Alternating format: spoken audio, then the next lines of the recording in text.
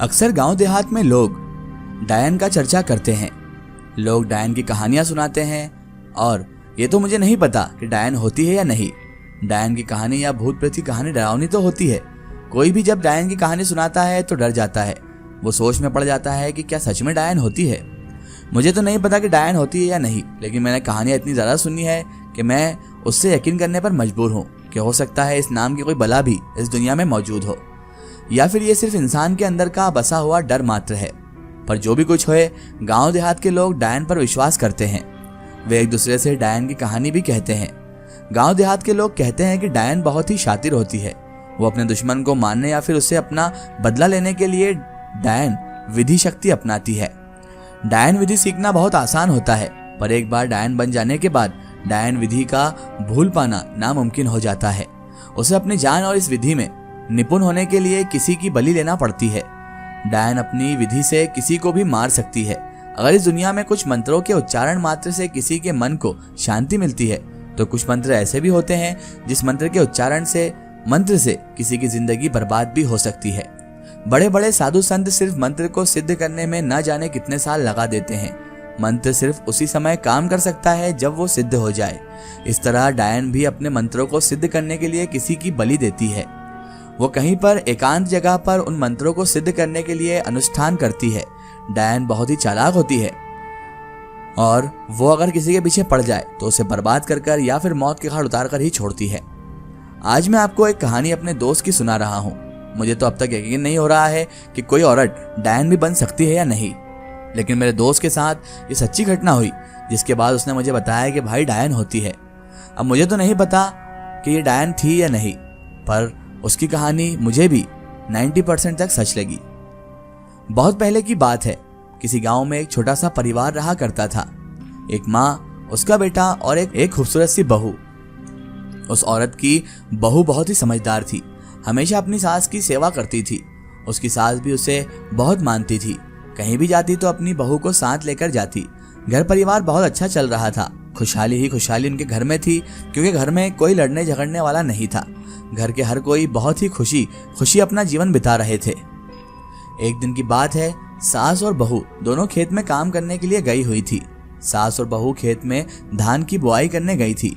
बारिश का समय था, खेत में धान लगाना था, जिस कारण वे दोनों खेत में गए हुए थे। खेत में धान रोप रहे थे। वहाँ बहुत पानी था, जिस कारण खेत के पानी में हिलकर धान रोप रहे थे। तभी वहां पर एक औरत आई जो कि गांव की मुखिया की बीवी थी। वो खेत के पास आकर बोलने लगी कि तुम अपना खेत बाद में बोना, पहले मेरा खेत में धान का पौधा लगा दो, उसके बाद तुम अपने खेत में धान रोपना। तो सास बोली कि नहीं, पहले हम अपने खेत में धान रोपेंगे। मैं तुम्हारे खेत में क्यों जाऊं? किसी मजदूर को लगाकर अपने खेत से धान लगा लो। सास की बात सुनकर मुखिया की पत्नी को बहुत गुस्सा आ गया। वो बोलने लगी कि नहीं, अब तो तुम दोनों को मेरे खेत में धान रोपना ही पड़ेगा। अगर नहीं रोपोगे तो इसका परिणाम बहुत बुरा हो जाएगा। सास बोली कि देखते हैं तुम मेरा क्या बिगाड़ पाती हो। उन दोनों में धान रोपने की बात को लेकर बहस शुरू हो गई। अपनी सास को झगड़ा करते देखकर उसकी बहू भी झगड़े में शामिल हो गई। अब मुखिया की पत्नी कमजोर पड़ गई। वो उन दोनों को कोसते हुए वहां से चल दी। बोले कि अगर मेरे खेत में धान नहीं रोपाया तो तुम्हारा खेत में कभी धान नहीं रोपाएगा। वो उस दिन बहुत ही गुस्से में थी। गुस्से में ही अपने घर चली गई। अपना काम खत्म करके सास और बहू भी अपने घर वापस आ गई। रात का खाना बनाया और खाना खाकर सभी जल्दी सो गए। जब सुबह सुबह सास जागी तो अपने घर की झाड़ू बहाड़ू निकालने लगी।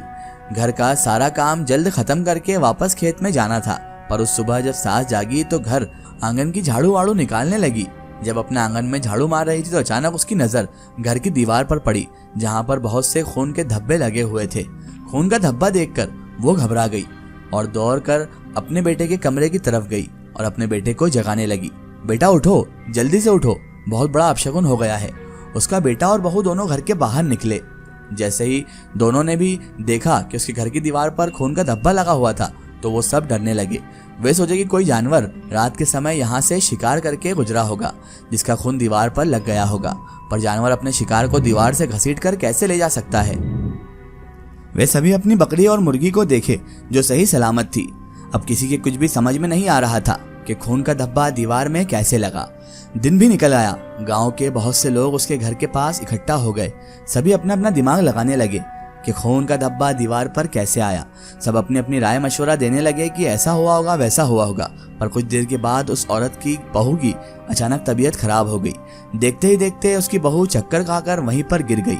बहू जमीन पर गिर गई। सभी लोग उसे खटिया पर बिठाए, पर उसके बाद उससे खून की उल्टी आना शुरू हो गई। उसकी हालत इतनी खराब हो गई कि गांव के लोग उसे हॉस्पिटल ले जाने के लिए तैयार हो गए, पर वो वहीं पर खून की उल्टी करते करते अचानक से मर गई। अब उस घर में मातम का माहौल छा गया। किसी के कुछ समझ में नहीं आ रहा था कि अभी तक ठीक ठाक दिखने वाली औरत को अचानक से क्या हो गया। तबीयत अचानक से इतनी ज्यादा कैसे खराब हो गई और वो खून की उल्टी करते करते कैसे मर गई। गांव वाले सभी मिलकर उसकी बहू की लाश जला दिए। अब घर में मातम छा गया था। कुछ दिन के बाद जब सास कहीं जा रही थी तो रास्ते में मुखिया की पत्नी मिली। वो उसे रोककर बोली, देखा मुझसे झगड़ा करने का नतीजा।